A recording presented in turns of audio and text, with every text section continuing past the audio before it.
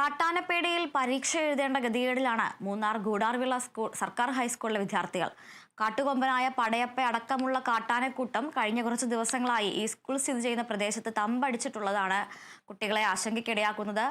10ാം class പരീക്ഷ നടന്ന പ്രദേശത്ത് RRT സംഘത്തിന്റെ നിരീക്ഷണമുണ്ടായിരുന്നു.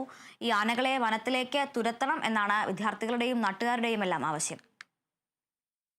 മൂന്നാർ ഗൂഡാർവിള എസ്റ്റേറ്റിലെ സർക്കാർ ഹൈസ്കൂൾ സ്ഥിതി ചെയ്യുന്ന പ്രദേശത്താണ് കാട്ടുകൊമ്പൻ പടയപ്പയടക്കം ഒരു പറ്റം കാട്ടാനകൾ തമ്പടിച്ചിട്ടുള്ളത്. കഴിഞ്ഞ കുറച്ചു ദിവസങ്ങളിലായി പ്രദേശത്ത് ഈ കാട്ടാനക്കൂട്ടത്തിന്റെ സാന്നിധ്യമുണ്ട്. സ്കൂൾ മൈതാനത്തും മറ്റുമായി കാട്ടാനകൾ സ്വൈര്യവിഹാരം നടത്തുന്ന സ്ഥിതി പ്രതിസന്ധിയാകുകയാണ്. 10ാം ക്ലാസ് പരീക്ഷ നടന്ന ഇന്നലെ പ്രദേശത്ത് RRT സംഘത്തിന്റെ നിരീക്ഷണമുണ്ടായിരുന്നു. സ്കൂൾ പരിസരത്ത് വിദ്യാർത്ഥികളും അധ്യാപകരുമൊക്കെയുള്ളപ്പോൾ അപ്രതീക്ഷിതമായി കാട്ടാനകൾ ഇവിടേക്ക് എത്തുകയോ മറ്റോ ചെയ്താൽ അത് അപകടത്തിനിടവരുത്തും. ഈ പ്രദേശത്ത് തമ്പടിച്ചിട്ടുള്ള ആനകളെ വനത്തിലേക്ക് തുരത്തണമെന്നാണ് ആവശ്യം. Kerala vision news, Idukki.